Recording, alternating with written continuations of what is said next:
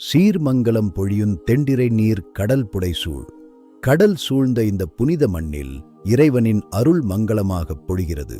பார்மங்கலம் பொழியும் பல்லுயிரின் செழித்தோங்கும். நிலம் செழித்து அனைத்து உயிர்களும் இன்புற்று வாழும் வளமான பூமி இது. கார்மங்கலம் பொழியும் பருவத்தே பருவகால மேகங்கள் மழையைச் சுமந்து வந்து தாகம் தீர்க்க காத்திருக்கின்றன. மழையே வாழ்வின் ஆதாரம். மண்ணைத் தொடும் முதல் மழைத்துளிகள் புதிய நம்பிக்கையையும் செழிப்பையும் விதைக்கின்றன. இயற்கையின் மங்களம் இது. காராளர் ஏர்மங்கலம் பொழிய உழவர்களின் உழைப்பும் இயற்கையின் மழையும் இணைந்து இந்த உலகத்தை பொன்னாடாக மாற்றுகின்றன. கடின உழைப்பிற்கு பின் கிடைக்கும் பொன்னிற அறுவடை ஒவ்வொரு வீட்டிலும் செல்வத்தை நிறைக்கிறது. அறுவடை திருநாள் மகிழ்ச்சி இது. வினிதுழ நாட் கொண்டிடினே. உழவுத் தொழில் சிறப்பாக நடக்கும்போது நாடே திருவிழா கோலம் பூணுகிறது. செழிப்பு அங்கே நிலை பெறுகிறது. மழையில்லாமல் பயிர்களில்லை, பயிர்களில்லாமல் உயிர்களில்லை, உழவர்களில்லாமல் நாகரிகமில்லை. இதுவே நிதர்சனமான உண்மை. உழவன் வாழ்ந்தால் உலகம் வாழும். அவர்களை போற்றுவோம். அவர்தம் பெருமையை உலகுக்கு பறைசாற்றுவோம். இதுவே நம் நெறி.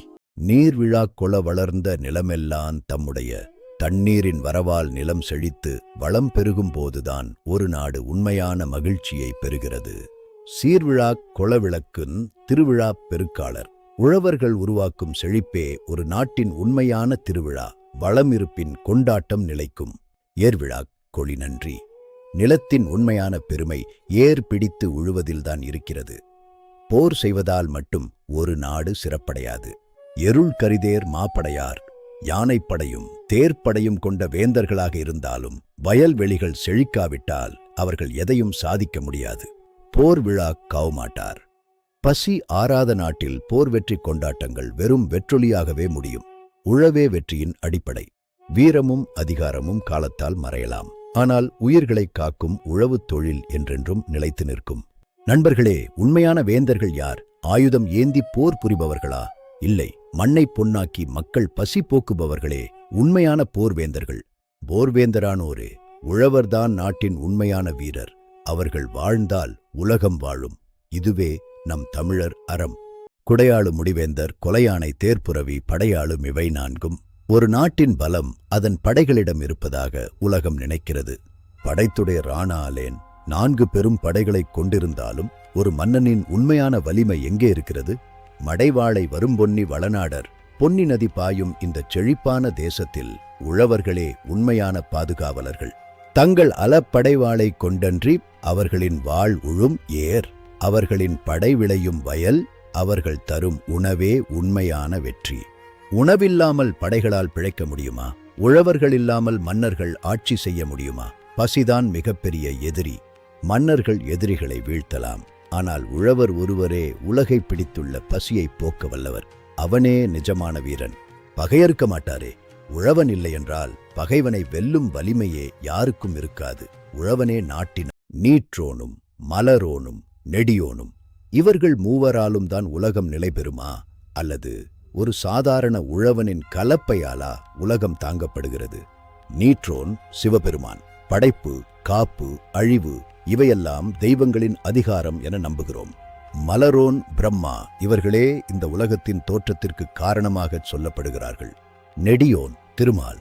ஆனால் மனித வாழ்வின் நிஜமான அடிப்படை என்ன? இந்த செய்யுள் ஒரு மாபெரும் உண்மையை கேட்கிறது. தோற்றாளர் இவராலே தொல்லுலகம் நிலை பெறுமோ? பசியுடன் இருக்கும் மனிதனை யார் காப்பாற்றுவார்? படையால் பசியை வெல்ல முடியுமா?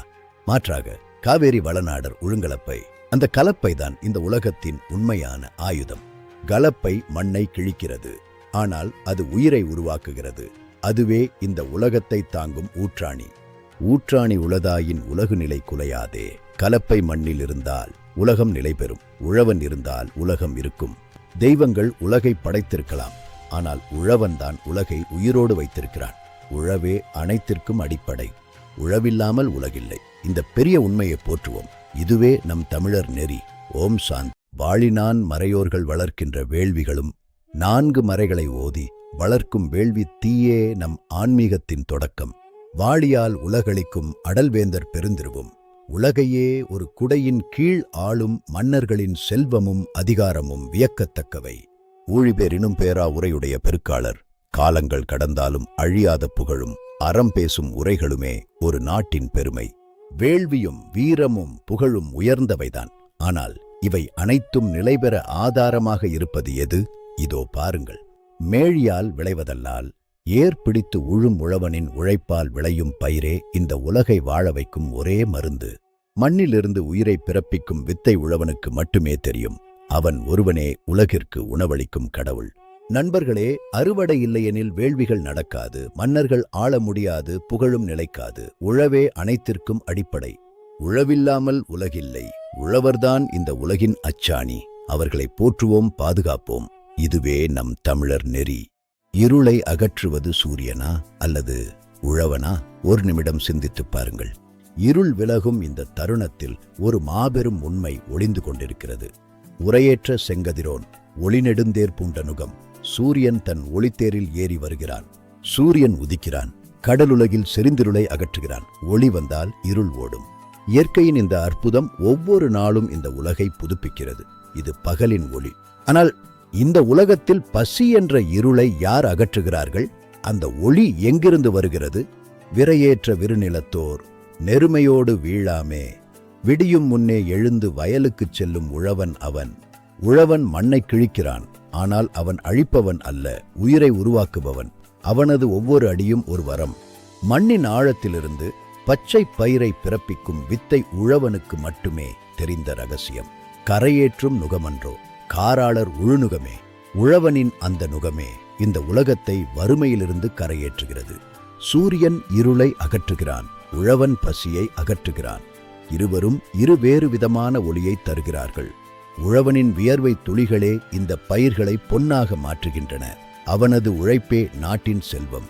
உலக உயிர்கள் அனைத்தும் பசியின்றி வாழ்வதற்கு உழவன் சிந்தும் வியர்வையே அச்சாணியாக இருக்கிறது. சூரியன் இல்லாமல் ஒரு நாள் வாழலாம், ஆனால் உழவன் இல்லாமல் உலகம் ஒரு நொடி கூட வாழ முடியாது. உழவன்தான் உலகின் உண்மையான ஒளி. அவரே நம் வாழ்வின் ஆதாரம். அவனை போற்றுவோம். இதுவே தமிழர் நெறி. நண்பர்களே, உழவனை மதிப்போம், உழவுத் தொழில் காப்போம். உழவில்லாமல் உலகில்லை என்ற பேருண்மையை உணர்வோம். ஓம் சாந்தி. உலகம் முழுக்க தங்கம் இருந்தால் அது உங்களுக்கு உயிரா தரும்? ஒரு நிமிடம் சிந்தித்துப் பாருங்கள். தங்கம் என்பது நம் கண்களுக்கு அழகான அலங்காரமாக இருக்கலாம், ஆனால் அதுவே வாழ்வாகிவிடுமா?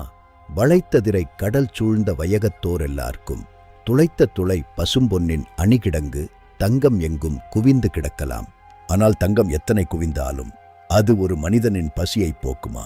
தங்கம் வெறும் உலோகம் மட்டுமே. திளைத்து வரும் செழும்பொன்னி திருநாடர். பொன்னி நதி பாயும் இந்த மண்ணில் உழைப்பே உண்மையான தங்கம். உழுநுகத்தில் துளைத்த துளை, அந்த உழவன் செய்யும் தழும்புதான் இந்த உலகிற்கு உயிரை தருகிறது. மண்ணை கிழித்து விதையை விதைக்கும்போது அங்கே ஒரு புதிய விடியல் பிறக்கிறது. இதுவே படைப்பின் தொடக்கம். உழைப்பும் தண்ணீரும் மண்ணோடு சேரும்போது அங்கே தங்கமல்ல, உயிரே வளர்கிறது. உழவனின் ஒவ்வொரு அடியும் ஒரு அறம். தங்கம் பூமிக்குள் இருக்கும், ஆனால் கலப்பை பூமியை உயிராக்கும். தங்கம் அலங்காரம், உழவன்தான் உயிர். துளையுள்ளதோ சொல்லீரே, உழவனின் கலப்பை இல்லாமல் உலகம் ஒரு நிமிடம் கூட நிலை நிற்குமா? சிந்தித்துப் பாருங்கள். உழவன்தான் உண்மையான செல்வம். அவரே நம் வாழ்வின் ஆதாரம். அவனை போற்றுவோம். இதுவே தமிழர் நெறி. நண்பர்களே, உழவனை மதிப்போம், உழவுத் தொழில் காப்போம். உழவில்லாமல் உலகில்லை என்ற பேருண்மையை உணர்வோம். ஓம் சாந்தி. ஓராணித் தேரினுக்கும் உலகங்கள் அனைத்தினுக்கும் ஒரு நிமிடம் சிந்தித்துப் பாருங்கள். இந்த உலகத்தை ஆளும் அரசனின் தேருக்கு இணையாக ஒரு ஏழை உழவனின் கலப்பையைச் சொல்ல முடியுமா? பேராணி பெருக்காளர் பெருமைக்கு நிகருண்டோ? அரசன் தேரில் சவாரி செய்கிறான், அவன் உலகையே ஆளுகிறான். அவனது அதிகாரம் அண்டங்கள் எங்கும் பரவியிருக்கலாம், ஆனால் அவனது பசியை தீர்ப்பவர் யார்? அவனுக்கு உணவை யார் தருகிறார்? காராணி காவேரி வளநாடர். பொன்னி நதி பாயும் இந்த செழிப்பான மண்ணில்தான் அந்த ரகசியம் ஒளிந்து கொண்டிருக்கிறது. உழுநுகத்தின் சீராணி, உழவன் ஏர் பிடித்து உழும் அந்த தழும்பே இந்த உலகத்தின் உண்மையான அடையாளம். அந்த கலப்பை மண்ணை கிழிக்கிறது, ஆனால் அதுவே இந்த உலகத்திற்கு உயிரை தருகிறது. இது ஒரு ஆக்கபூர்வமான சிதைவு. அரசனின் தேரைச் சுழற்றுவது சக்கரம், ஆனால் இந்த முழு உலகத்தையுமே சுழற்றுவது உழவனின் கலப்பைதான். இதில் சிறந்த ஆணி எது? உலகத்தை தாங்குவது அரசனின் தேரல்ல, உழவனின் கலப்பையே. அதுவே இந்த உலகின் ஊற்றாணி. உழவன் இல்லையேல் உலகு இல்லை. உழவன்தான் உலகின் ஆதாரம். அவனை போற்றுவோம், அவன் தொழிலை மதிப்போம். இதுவே நம் தமிழர் நெறி. ஓம் சாந்தி. நாட்டுகின்ற சோதிடத்துல நான் பொருத்தம் நாட்பொருத்தம் அது வாழ்க்கையை கட்டுமா அல்லது உழவனின் கயிறா உலகத்தை கட்டுகிறது? காட்டுகின்ற கயிறு இரண்டும் கயிறல்ல கடற்புவியில். நாம் கட்டும் கயிறுகள் சடங்குகளுக்கானவை, நம்பிக்கையின் சின்னங்கள். ஜோதிடம் நமக்கு நேரம் சொல்கிறது, நல்ல நேரம் கெட்ட நேரம். ஆனால் அது ஒரு மனிதனின் பசியை போக்குமா? தீட்டு புகழ் பெருக்காளர் செழுநுகத்தோடு உழும்பகடு.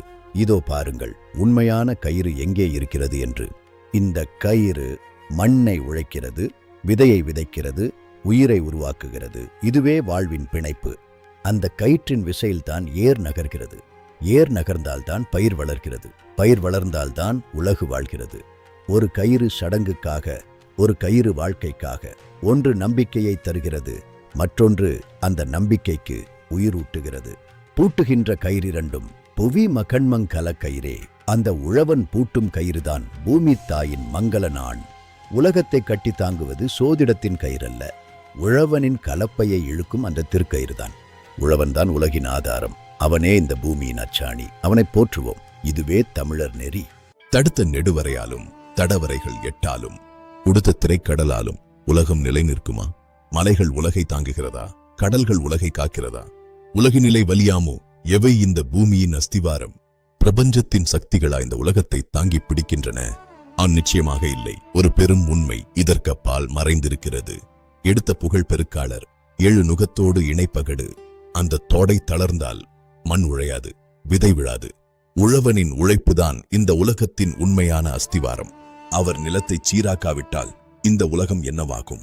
உழவன் ஒரு நாள் ஓய்வெடுத்தால் மனித குலம் என்ன செய்யும்? தொடுத்த தொடை நெகிழாதேல் உலகு தொடை நெகிழாதே. உழவன் தளர்ந்தால் உலகம் தளரும். அவன் நிமிர்ந்தால் உலகம் நிமிரும். கோடிக்கணக்கான மக்களின் பசியை தீர்ப்பது அந்த உழவனின் கரங்களே. இயற்கையின் சீற்றங்களைக் காட்டிலும் உழவனின் உறுதியே வலிமையானது. பலை நிலை நிற்கும். ஆனால் பசியோடு மனிதன் வாழ முடியுமா? உலகத்தை தாங்குவது உழவனின் கலப்பை. அஃதே உலகின் அச்சாணி. மழை பெய்தால் மட்டும் போதாது, அதை மாற்றும் உழவன் வேண்டும். உழவில்லாமல் உலகில்லை. பசியற்ற வாழ்விற்கு உழவே காரணம். உழவன் நமக்காக தன் வாழ்வை நிலத்தில் அர்ப்பணிக்கிறான். உழவை போற்றுவோம், உழவனை தாங்குவோம். அதுவே உலகை தாங்கும் வழி. இந்த கதையோ செய்யுளோ உங்களுக்கு பிடித்திருந்தால் சப்ஸ்கிரைப் செய்யுங்கள். மீண்டும் சந்திப்போம்.